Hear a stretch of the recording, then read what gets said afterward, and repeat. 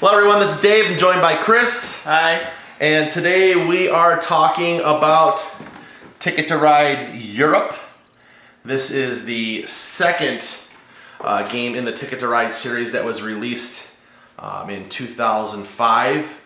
Currently is rated number 10 on the Board Game Geek list for family games. And so in this series we're going to be talking about Ticket to Ride, all the different maps. This is the second one that's a complete box set. So we have everything that you need to play.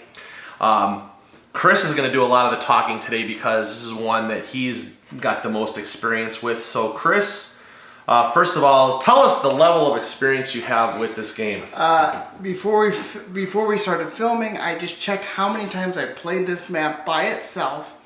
I ended up playing 69 times before the shooting. Okay. So I've had a lot of experience with this. Okay, so obviously we've got the map of Europe here. We're not going to be talking about how to play the game. We're going to talk about some of the new elements in the game. So a couple things that are new. Chris, what are some of the things that we see that are new in this game? The first thing you'll notice is that there are ferries, which, here's another example. You'll have a gray route with some locomotives attached to that. So what that means is you have to play that number of colored cards of the same color plus that many wild cards in that same set. Right. In order to claim that. So obviously you're going to need locomotive, has to be in there. Yes. Okay. And then the other thing that we have new is the tunnels. The tunnels. So the way the tunnels work is it's a gamble, essentially. So, for example, if we were to, let's say you were going to claim, I was going to claim this route here. I would put down two green cards saying I'm going to go here and put down 2 green cards. Let's just assume that I did this. 2 green. All right. So now I have to flip over to cards. Right. So, like I said, this is going to be a total gamble. You're going to turn over to the top 3 cards. And I believe they're in the shot there. Any matching wild cards or of the color that you chose to play, you have to play one more than what you have. So in this example here, I would have to either play another wild card that would match or a green card to satisfy this requirement to be able to go through this tunnel. Otherwise, if this is all I had, I would have to take these cards back into my hand and I would have to take these trains off of the board. Right. But let's assume that we did because we're going to leave this on here for another example of something else that's new in this game. And that is these stations. Right. So you can put some of your trains on the board and while you're doing that, just talk about the stations and how they're going to work. Do you have yours on as well, or is it just mine? Just your station. Okay. So we'll assume that let's say that you're going to be trying to complete a route here from Rome to München, Roma to München. So, and we couldn't go around this way. Let's just say those were blocked. Yes. And the last big change in this map are these stations. Each player has a total of 3, and they can be used to hopefully get you through a blocked area from another player. So the first one you play, you have to play any single card that you want, and then you can place it over one completed track of an opponent to help you with your route. Right. So now this Rome to Munich basically is now complete for green because of using this station. Correct. Okay. So that's the way that the stations are going to work, and but you are rewarded for not using them. Correct. They have a premium of 4 points at the end of the game for each one that you do not use. Right. And they also become more expensive to put out. The first one costs 1 card. The second one would cost you two of the same, like a pair of cards. The third one would be 3 of the same color to put them out. So, you know, they can get you out of a jam, but they become more costly to play them. So those are some of the major differences with this map. There's a lot more going on. There's a lot more, things that are connected in comparison to the USA map. Looks like there's certain things that are in and out. Yeah, and we also, this is a big clincher up here.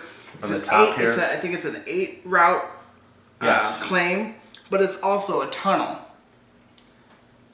So if you remember from earlier, you still have to do the tunnel rules where you have to flip over 3 cards.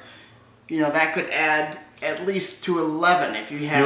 The most you would have to have would be 11 cards of the same color in order to claim this. But the payoff for this is huge because... 21 points. 21 points for this. To be able to claim this up here from Stockholm, Sweden up to Petrograd in Russia.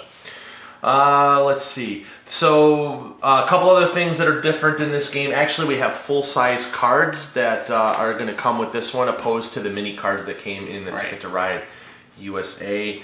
And the other thing was the destination tickets. So something different with this is at the beginning of the game when you're dealt out your destination tickets, you're going to get one of them that is a long route and they have a separate colored background. And they're typically worth a lot of points. And then you would have to keep 2 of these. 2 at least, yes. And when you draw tickets, then you're going to take 4 when you draw 3. Actually. If you draw 3, you got to keep at least 1. But this one here, even though you're dealt a long route at the beginning, you do not have to keep that. Right, and the other note that I have to mention is that you only get long routes at the beginning of each game. Yeah, you do not draw these. You get dealt 1 at the beginning. All the rest of them are going to be just the normal. Like here's the rest of the destination tickets. They're all going to have a brown background. So the blue ones are going to only be coming out at the start. So this is the only way you're going to get like one that's worth a lot of points. It's just at the beginning. So. And this also does have an expansion that has the 1912 expansion. So, Chris, what does that have? That will add extra tickets for the destination. Yeah, I think double now you'll have. I think the first game comes with 30. 30, and I think this comes with another like 32 or something like that. Yeah, so there's a lot. And then it's going to add 2 other things. There's a warehouse. There's warehouses and depots. Yes. Which I believe, we haven't played with it within our group, but I believe it adds extra ways to gather more of these train cards throughout the game. Yeah, so we'll be producing a video talking about that expansion in the future, so we'll get a chance to play those and evaluate them. And I think, when we're talking about this, one of the reasons probably why those don't get integrated is because they're just overthought and just not thought of when we're playing the game. Do you want to play Ticket to Ride Europe? Okay, that's fine. Typically, just throwing in the extra destination cards is adequate for playing the game. Mm-hmm. So this one is another 2 to 5 player map.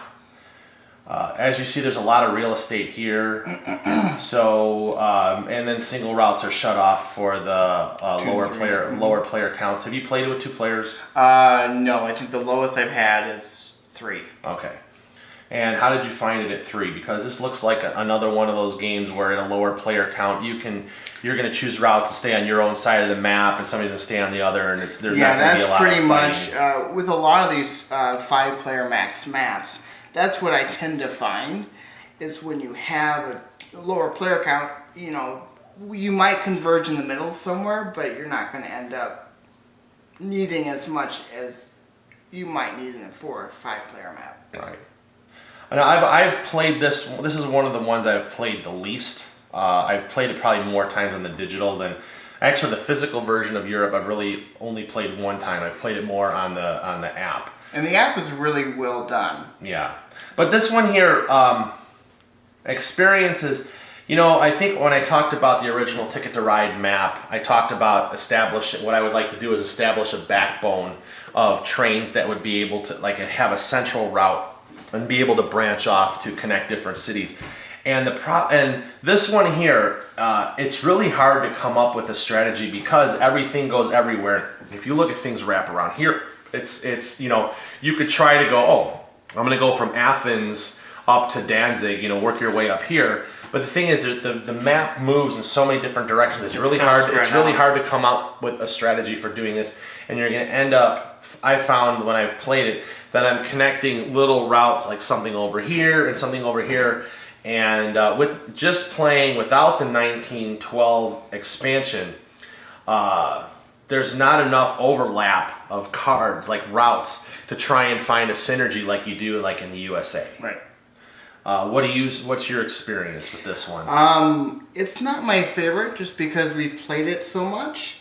The one biggest issue I have is actually with these stations, and the fact that if you play this enough, you'll get used to having them. And yes, they will help, but you have to be able to deal with not having them in different maps. And I think a lot of people just assume that these stations can be used anywhere. Okay. Throughout the maps. So yeah, so in particular in your family, because Europe is the go-to map. Right. This was the go-to map for your dad. Yes, definitely. And so putting him in a different map, it's like, well, where's my stations? The station becomes a crutch. Right. In this game, because you have that safety net of, oh, I can't get to where I'm going to go. I can't get into Rome because maybe this was taken. I'm going to put a station out. And I would put a station and okay, now I'm okay. I can claim my ticket. Right. But there is, really, if you're playing 5 players, there are some spots, where you claim in one of these things and it's going to be really, really hard. Like, without having to go around right here. I mean, a single route train right here, just between Budapest and Vine. That's a single one. And if somebody cuts you off, now it's going to take you 4 trains to get around this way, or you're going to have to go around this way to link. So you really have some vulnerable points in this map. Like right here in the center, that's brutal. And this is why people can become accustomed to putting a station in and using it as a crutch.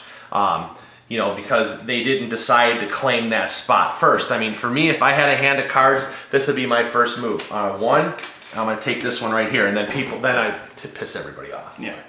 But the game itself, with the stations, it gives you 12 positive points at the end of the game if you don't use them all. Right. So I think it behooves you better not to use them if you can help it. Yeah, because if you don't use them, then that's essentially like another destination ticket. Exactly. Because if we look through some of here, for example, this would be the same as this particular ticket right here, worth 12 points. So that's just like I had just got another ticket.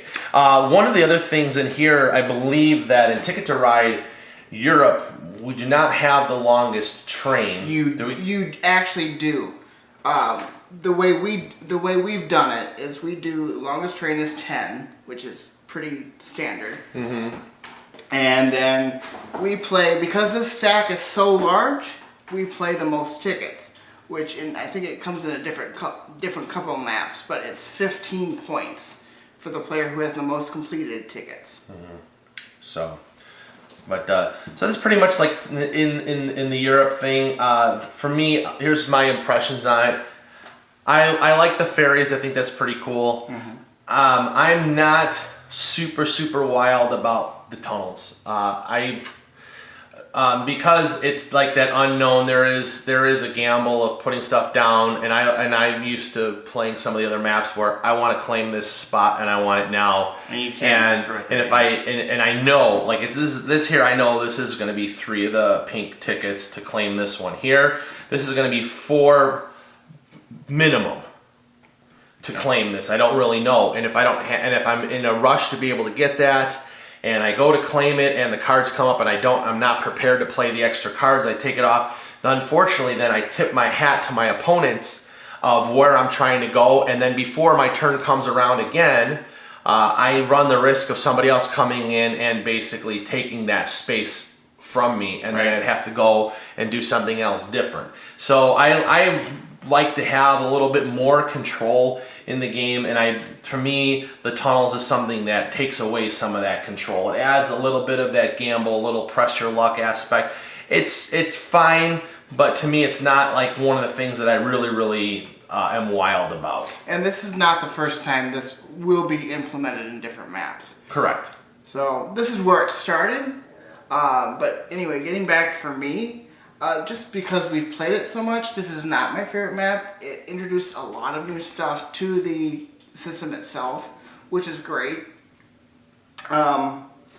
But just the simple fact of just getting used to either having all your stations or not having your stations for the map can be very vexing for some people. I'd rather play without the stations and having to deal with trying to figure it out rather than having that huge crutch. Right. So, again, for me, this is one of the least played maps for me. It's okay. There's other ones that I prefer, and we'll get to those down the road. But it does introduce a bunch of neat elements. So, for people that are used to playing just a regular USA map, the Europe is a pretty significant step in the next direction because of the addition of basically four things, because you have the long destination that you get at the front, at the long end that's separate. Is the only way you're going to get one. You have the stations that you can put out on the board. You have these ferries, and you have the tunnels. Right. So that's quite a bit. That's quite a bit of stuff. Jump, yeah. So, but if you are looking to, if you are wanting a little bit of a press your luck aspect, if you're looking for a map that's going to give you variation where there's not really a clear-cut strategy of a way to be able to put trains down and be able to farm off, like, oh, I'm going to take tickets and be able to all of a sudden be able to complete a lot of things and really quickly, this is probably a map that you're going to want to try, because it does challenge you that way of you're gonna have to work for your routes in this one, is what I feel. And actually, they do pay off if you can get cheap routes. It really does pay off, because usually when you go for like the 2 and 3, it's like they're only 2 points. But if it can help connect, and you, like you said, you don't really like doing the tunnels, so I would assume you try to avoid those as much as you can. So that's why you go for the smaller routes. Right. I'm more willing to take a risk with a 3 tunnel or a 2 tunnel than that. You wouldn't really see me wanting to go for something like this if I'm playing. Now, if I obviously needed to get here, right, or points too, or and it typically when I play Ticket to Ride, I am not one that gets hung up on trying to claim the larger routes. That's one of the other people that we play with likes to do that stuff too. I more or less want to get my trains out on the board and start being able to connect my tickets than I am about generating points through the routes. So, but this one certainly has plenty of smaller ones to be able to snag up. Definitely. And so you can cover a lot of ground rather quickly. And this is one that, get your cards out, get your trains out, start claiming up your spots, because don't if somebody's going to hoard cards trying to go for something that's big like that, you can actually box them out, which is one of the interesting things about this map. So, anyways, what else do you have to say about this one? Not a whole lot. I mean, it's really well done. It's really well designed, and like I said earlier, it's a backbone to a lot of the maps we'll talk about in the future. You'll see different features that we discussed here, that then you'll be like, oh, I've seen this in different maps, because it was integrated so well to different maps. Yep. So that's pretty much talking about Ticket to Ride Europe. Thank you for watching. Again, in this series, we're going to be covering a whole bunch of different maps. So just check out the channel listing and check out some of the other maps. We'll talk to you again soon. Bye-bye. See ya.